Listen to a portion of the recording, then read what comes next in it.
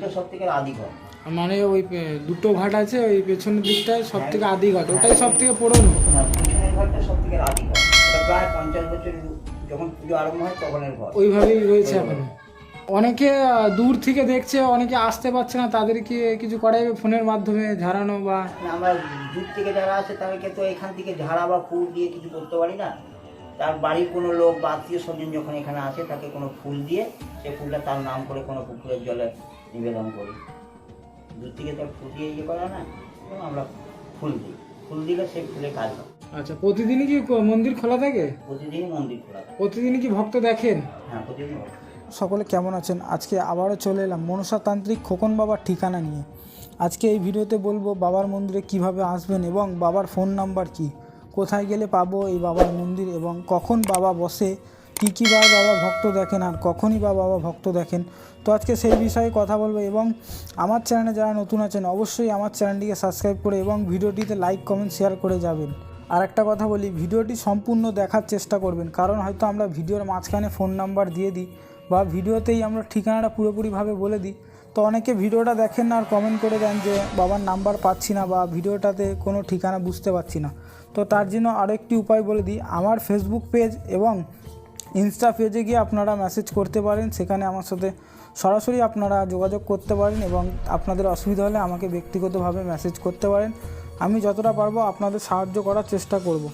তো চলুন ভিডিওটি শুরু করা যাক। যারা কলকাতা অথবা হাওড়া সাইড থেকে আসছেন তাদের ক্ষেত্রে বলি, তারা বর্ধমানের ট্রেন ধরে নিন, বর্ধমানের ট্রেন ধরে নেমে পড়ুন শক্তিগড়।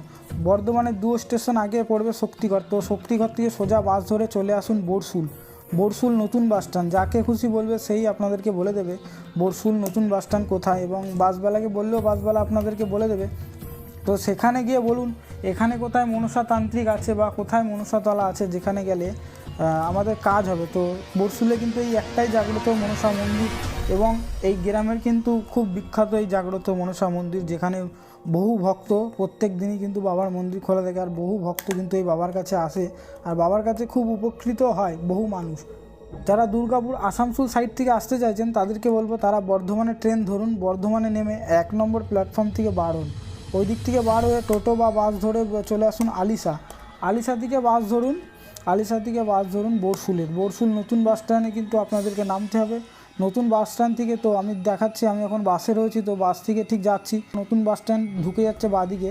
তো এই বাদিকে আমি নেমে পড়লাম, বাদিকে আমি 3 রাস্তার মোড়টা আপনাদেরকে দেখাই।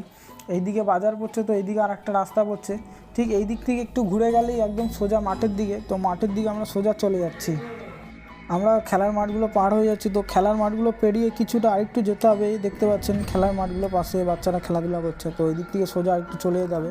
তো কিছুটা যাওয়ার পরেই দেখবেন বাঁদিকে একটা টার্নিং, বাঁদিকে টার্নিংটার পরই কিন্তু আমরা চলে এলাম ফাইনালি মন্দিরে। তো আপনারা এভাবেই খুব সহজে আসতে পারেন বাবার মন্দিরে এবং বাবার সাথে ফোনে যোগাযোগও করতে পারেন। বাবা কিন্তু ফোনেও টুকটাক কাজ করে দেয়, এবং বড় কাজ হলে কিন্তু বাবার মন্দিরে আসতেই হবে। আর বাবার মন্দির কিন্তু প্রতিদিনই খোলা থাকে, প্রায় প্রত্যেক দিনই কিন্তু বাবা ভক্ত দেখে এবং তাবিজ কবজও দেয় সম্পূর্ণ বিনামূল্যে। অনেকের গ্রহচক্রের মাধ্যমে দুজনের বনিমানা ধরছে না, সে কারণে বাড়িতে অশান্তি হয়েছে। আবার অনেকে দেখা যাচ্ছে যে সেইখানের বাড়িতে কেউ আত্মহত্যা করে মারা গেছে, বা কোনো বাড়ির সেইখানকার ভিটের কোনো পুরনো ভিটে কোনো দোষ আছে ভিটে, তখন আমরা এই ঘরটাকে বন্ধন করি, গজা দিয়ে লাল শালু করি, ভর্তুকি সিঁদুর, মেটে সিঁদুর, এই সমস্ত দিয়ে ঘর বন্ধন, মানে ঘর বসানোর চেষ্টা করি, ঘটও বসিয়ে দিই। মাকে পাওয়া কত বছর? মাকে পাওয়া গেছে প্রায় 50 বছর উপরে। প্রায় 50 বছরের উপরে। হ্যাঁ, তবে সমস্ত মন্দির সব ভক্তেরাই করে দিয়েছে। আচ্ছা, এই যে পাথর বসানো, এইসব লাইট ফ্যান, এগুলো সব মন্দিরের ভক্তরাই দিয়েছে।